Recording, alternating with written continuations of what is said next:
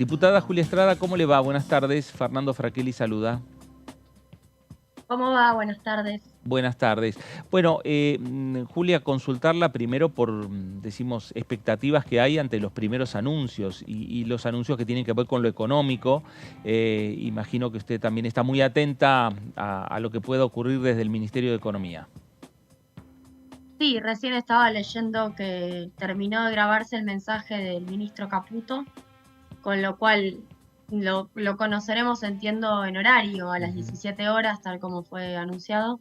Y estamos expectantes, quienes nos dedicamos a la economía, a escuchar los lineamientos macroeconómicos de algo que hasta ahora nunca fue precisado, porque Javier Milei primero dijo que iba a dolarizar la economía, apenas gana las elecciones la dolarización deja de ser parte protagonista de su programa, pasa a quedar a un costado. De hecho, va primero un presidente del Banco Central, Ocampo, que luego ya no es más. Luego llaman a Reider, que tampoco es más. Finalmente hoy se conoció en el boletín oficial que asume Bausili, que va de la mano del ministro Caputo, que tampoco era, hay que decirlo, la primera opción de Javier Milei. Había una búsqueda de aquellos ministros, aquellos asesores que ya venían acompañándolo, el caso de Carlos Rodríguez, Roque Fernández, con el plan de dolarización. Y luego de que se conocieron estos nombres, han trascendido medidas, han trascendido intenciones, ¿no? Hay una nota conocida de Bonelli en el diario Clarín que demarcó el programa. Luego nuestro, hasta hace poco, ministro de Economía, Sergio Massa, ha comentado lo que le han pedido durante la transición, pero lo concreto es que no sabemos de boca de actuales funcionarios cuál es el plan. Claro. Así Julia, que vamos a escucharlo. claro, Julia, cuando en los primeros momentos cuando terminó la campaña, después de las elecciones, cuando se hablaba de dolarización por parte de Javier Milei, se generaba una gran incertidumbre. ¿Es importante que haya dejado de lado la dolarización? Sí, yo creo que no es que la dejó de lado porque le fuera a hacer daño al bolsillo de la población, que es básicamente nuestro planteo. Nosotros habíamos hecho el número de a cuánto tenía que irse el dólar para poder empalmar los pesos de la economía con los dólares en el Banco Central. Nos daba por lo menos 3.700 pesos. Eso era claramente un problema. Para el conjunto de la población era una licuación de ingresos y de salarios, pero además era un problema sistémico. Era una hiperinflación, era una corrida cambiaria muy fuerte y había que poder sobrellevar las consecuencias del plan de dolarización. Por eso creo que fue abortado, por las consecuencias políticas para la gobernabilidad que podía tener el programa, no tanto por las consecuencias sociales. Entonces, que se haya abandonado la dolarización, sí, podemos decir que es una noticia que muestra que se volvió un poco más razonable y más de estabilización económica clásica el programa. Se convirtió en un programa de estabilización económica clásica. Seguramente escucharemos que habrá una devaluación, seguramente habrá suba de impuesto país, lo cual es paradójico porque la suba del impuesto país fue criticada cuando Sergio Massa la llevó adelante en el mes de junio de este año por pedido del Fondo Monetario Internacional. Fue una suba para otros productos, para importaciones de bienes y de servicios. El impuesto país ya rige para ahora el ahorro. Veremos cómo la quieren implementar, pero básicamente sería más cepo, ¿no? Si lo queremos poner en castellano sería más cepo. Y además, un esquema de desregulación de precios, que veremos cuánto se anuncia hoy, pero que seguramente involucre naftas, combustibles y eliminación de subsidios para electricidad, gas y transporte. No hay otra manera de ajustar los 5 puntos que Javier Milei dice que tiene que ajustar. Yo decía hoy por Twitter que los anuncios de Manuel Adorni de hoy a la mañana, que involucran la eliminación de 9 ministerios, de 9, para ser precisas, 9 ministerios en la estructura, ¿no? No es que va a eliminar los puestos de trabajo de las personas que están en esos ministerios. Esa es una discusión de los trabajadores del Estado que habrá que ver qué es lo que quieren hacer. Pero digo, elimina 9 ministerios, elimina unos 50 secretarías y unas 42 subsecretarías. La suma de esos salarios, de unos más de 100 o cerca de 100 puestos, da en un año, unos 3.200 millones de pesos, que es el 0,0014 del PBI.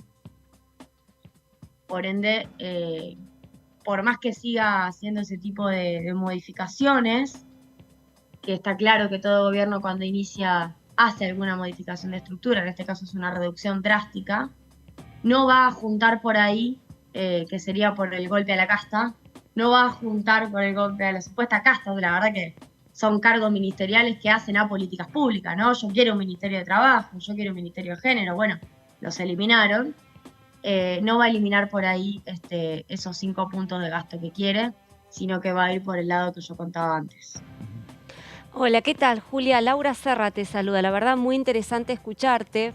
Te estaba prestando mucha atención. Yo quería saber, a ver, un poco esta premisa, ¿no? Que lanzó Milei, o dos premisas.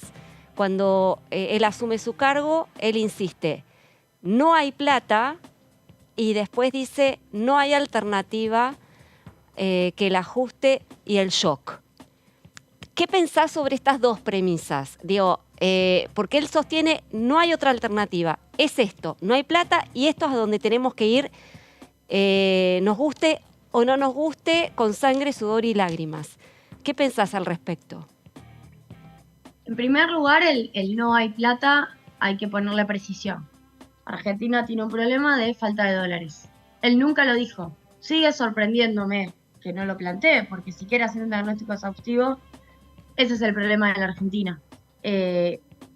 Fundamentalmente por los pagos de deuda que tenemos que hacer y fundamentalmente porque este año tuvimos sequía. En segundo lugar, el no hay plata en términos fiscales también es relativo, porque Argentina tiene posibilidades de tener una discusión distinta. Hace muy poco en nuestra Cámara de Diputados se elevó un presupuesto que tenía la posibilidad de discutir tributos de otra manera, ¿no? Claro. Siempre hay otra manera de hacerlo. Los gastos tributarios, ¿te referís? Los gastos tributarios. Claro, exactamente. Exactamente, los cerca de 2 puntos, 2,4 puntos del PBI de gasto tributario. Para que tengan una idea, coincide exactamente con el déficit. El déficit va a estar casi en torno a 3, acelerado por la sequía, pero era el valor de déficit del 2022, 2,4. Este año íbamos a llegar a 1,9 si no fuera por la caída de recaudación de derechos de exportación. Entonces, primero, ¿hay otro camino al ajuste? Sí, claro que lo hay. Y luego, está bueno recordar que nosotros en campaña, con Sergio Massa, candidato a presidente, también hemos tenido un planteo de algunas cuestiones que había que mejorar y modificar.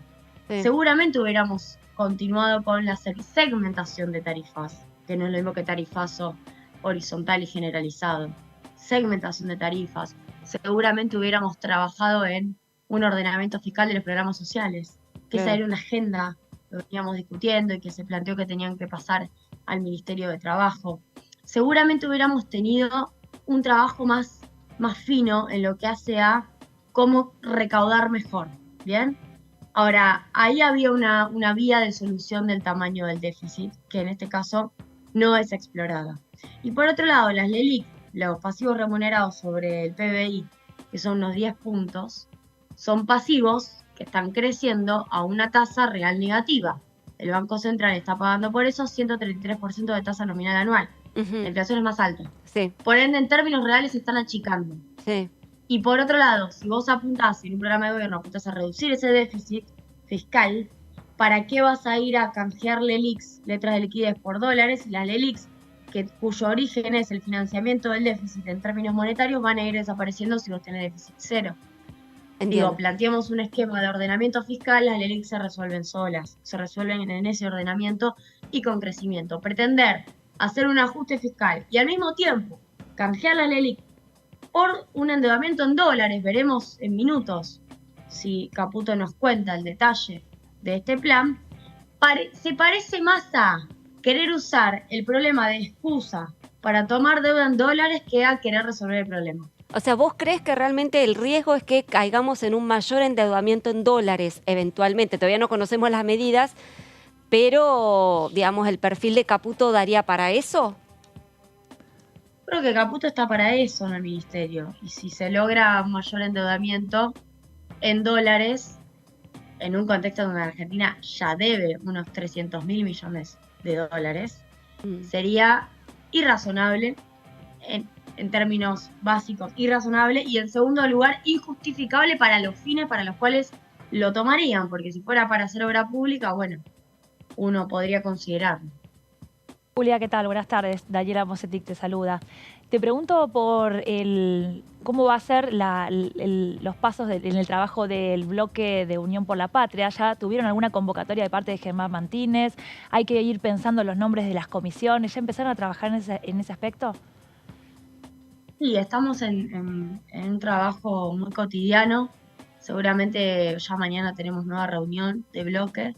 Venimos con una dinámica de mucho diálogo interno y eso también se reflejó en la unidad que pudimos traducir y que me pareció muy positiva de cara al contexto que tenemos.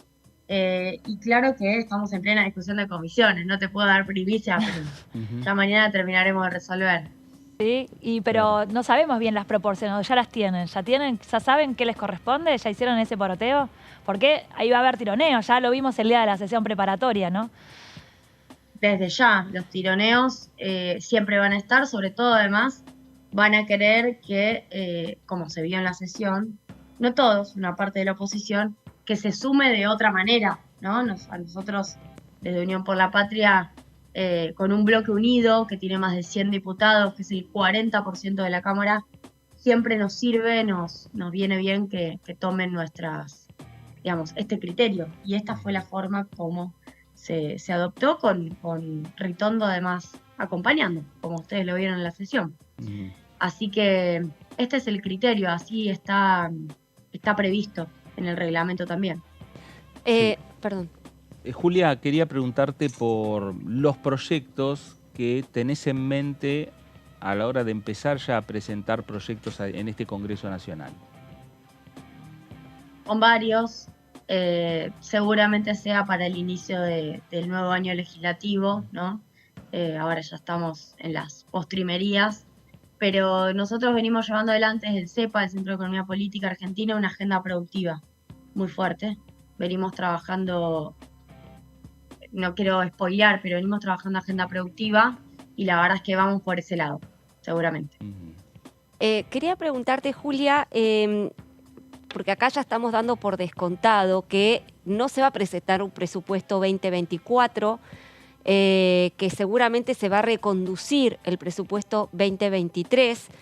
Digamos, ¿cómo verían ustedes esta posibilidad? Que yo la verdad la doy por descontada, no está en los planes, por lo menos lo que se difundió, trascendió públicamente, de presentar un proyecto de presupuesto 2024. ¿Qué te parece que efectivamente se reconduzca al actual? Tengo la misma información, no tienen intención de presentar un nuevo presupuesto. Nosotros hicimos un número muy sencillo que es cuánto dura el presupuesto 2023 vigente con un escenario inflacionario que planteamos. Por ejemplo, un escenario parecido al que dijo Milei en el discurso, incluso más conservador. 3 primeros meses de 20% de inflación y los otros 3 meses de 15% de inflación. Eso daría un presupuesto con un nuevo escenario inflacionario, pero un presupuesto, el de 2023, pensado con otra inflación, de 115 días. 115 casi 4 meses. 4 meses, sí, efectivamente es lo que dice. Sí. Sí, ese es nuestro número para repetir, el gasto de partidas con otra inflación. Desde ya que la jefatura de gabinete siempre se reserva la posibilidad de reasignación, pero luce a todas luces, valga la redundancia, insuficiente, considerando el nuevo escenario inflacionario, del que Milei mismo se está volviendo protagonista en anticiparlo. La paradoja es que no dice que va a ser por sus medidas, por las medidas que vamos a conocer en un rato, sino que le echa la culpa al rezago de la emisión. Ahora, la pregunta es esta, ¿no? ¿No te parece que justamente la inflación va a ser la gran aliada de Milei a la hora de hacer el ajuste? Es que ese es el plan. El plan es precisamente hacer un presupuesto o repetir un presupuesto desajustado en términos inflacionarios. Eso produce un ajuste de facto. Claro. No necesita no necesita que los legisladores, los diputados le votemos nada, hace un ajuste de facto y luego no actualiza partidas. Exacto, Y esa ha sido en muchos casos la estrategia del macrismo para licuar partidas sociales, claro. ¿no? Es decir, se votaban, venían al Congreso, no se eliminaba la UH, no se eliminaban las partidas, las partidas socioalimentarias, las vinculadas a los alimentos a comedores, por ejemplo, pero claro, en términos reales caían fuertemente. Y la ejecución era muy mala también. Había subejecución de esas partidas, por lo cual yo diría, lamentablemente, el Poder Ejecutivo tiene herramientas para que, sorteando el rol del Congreso, lo cual es bastante lejano a los valores republicanos que muchas veces pregonan, porque el Congreso también fue votado por el mismo pueblo argentino que votó a Milei, también votó al Congreso, puede sortear al Congreso por distintas formas, ¿no? Claro. Repitiendo un presupuesto viejo, subejecutando, que la inflación se coma el poder adquisitivo de las partidas. Julia, como primer bloque, como primera minoría, ¿ustedes están dispuestos a al menos revisar o tener en cuenta qué dicen los proyectos con el concepto de la gobernabilidad, por lo menos en el primer tramo? ¿Creen que pueden coincidir en algo? Bueno, yo voy a hablar a título personal, Sí. porque hay decisiones que también tienen que ver con un espacio y un bloque y quiero respetar una orgánica que nos hemos dado. Yo a título personal veo en las antípodas el proyecto de Javier Milei con nuestra plataforma electoral. Ayer lo decía claramente el gobernador Axel Kicillof. Y lo dijo muy bien, porque lo dijo diciendo, hay un respeto a la voluntad popular, votando a Javier Milei. Ahora, también queremos un respeto a la voluntad popular que votó a un gobierno de la provincia de Buenos Aires que dijo otra cosa y que va a hacer otra cosa, y que también votó en el 22 de octubre en este caso, los diputados y diputadas de la provincia de Buenos Aires, que ganamos la elección. Nosotros ganamos la elección del 22 de octubre donde fuimos elegidos. Y nuestra plataforma electoral, yo recorrí más de 70 distritos de la provincia, es otra. Entonces, creo que también hay que plantearlo en esos términos. No es un tema de obstruir, ni mucho menos. Es una cuestión del mandato que el voto nos dio a cada uno. Julia, ¿qué va a pasar con la obra pública? ¿Qué preocupaciones tiene? ¿Qué es lo que pudo hablar si es que habló con el gobernador Axel Kicillof pensando en la obra pública para la provincia de Buenos Aires? Axel fue muy claro sobre la continuidad y la no claudicación. Y, en segundo lugar, sobre la necesidad de fondos. Nosotros sabemos que de la totalidad de las transferencias del Tesoro a las provincias, ¿no?, que es el 0,8% del PBI, al interior, cerca de un 22-23% está el Fondo de Financiamiento Bonaerense, que, bueno, no sabemos el detalle, pero Milei dijo que iba a cortar las transferencias a las provincias, con lo cual uno espera que cumpla eso en relación a la provincia de Buenos Aires, y eso sería fatal si eso ocurre. Y además deja incluso pendiente la discusión respecto de que la provincia tiene un desfasaje con la ley de coparticipación del año 1988. Esa discusión estaba todavía en el tintero, estaba pendiente. Bueno, si volvemos para atrás, hacemos a un costado esta discusión e incluso seguimos castigando a la provincia de Buenos Aires, cuya obra pública depende y mucho también de los fondos que pueda gestionar de Nación, como también depende de gran parte de las provincias. Cuando uno mira la correlación de fondos por recaudación propia de las provincias y fondos por coparticipación, nosotros en el CEPA tenemos un informe que los invito a que lo vean en la página web del CEPA, que plantea que en algunos casos el 70% de la recaudación de las provincias es coparticipación. Es coparticipación en varias provincias, no necesariamente provincia de Buenos Aires. Así que yo miraría de cerca esas decisiones de parte de Francos. Con el tema de las partidas sociales, dijo que va a haber billetera abierta para contener a quienes son más vulnerables. ¿Cómo ves el tema de la conflictividad social en los próximos meses? Me da la sensación que van a querer repetir el mismo esquema que hicieron con el macrismo, es decir, un esquema en donde los planes sociales tal vez aumentan. Ellos durante el macrismo, como Cristina lo ha dicho muchas veces, duplicaron los programas sociales. Subió la tasa de desocupación al doble, llegó casi a ser de 2 dígitos, casi a ser de 10 puntos, pero los programas sociales aumentaron. Lo cual significa que prefieren un mercado de trabajo destruido en términos de su formalidad, en términos de su generación de empleo, pero la contención, de hecho Milei habló en esos términos, de la conflictividad con planes sociales. Para mí, y para los que somos peronistas, eso es exactamente lo contrario a lo que es nuestra mirada del mundo. La justicia social tiene que ver con que todos puedan tener trabajo, y nuestra agenda, ¿no? Si hubiéramos ganado las elecciones, tenía que ver con incluir a todos los que faltan y además iniciar un plan de registración laboral, que eso también, visto y considerando las menores capacidades, potestades del Ministerio de Trabajo, que baje de rango, que pase a ser secretaría, también la inspección laboral, bueno, se deprecia. Claro. Bueno, Julia, esperando ahora con expectativas lo que van a ser los anuncios del gobierno de Javier Milei, del ministro de Economía Luis Caputo, las primeras medidas que empezarán a tener ya repercusión en este Congreso Nacional y esperando lo que van a ser el envío de algunos proyectos. Sí, correcto, estaremos allí a la espera. Julia, gracias por estos minutos para Con Diputados Televisión. Por favor, gracias a ustedes. Gracias. Julia Estrada, diputada nacional por Unión por la Patria, por la provincia de Buenos Aires. Bueno, expectativas obviamente, ¿no? Todo el Congreso está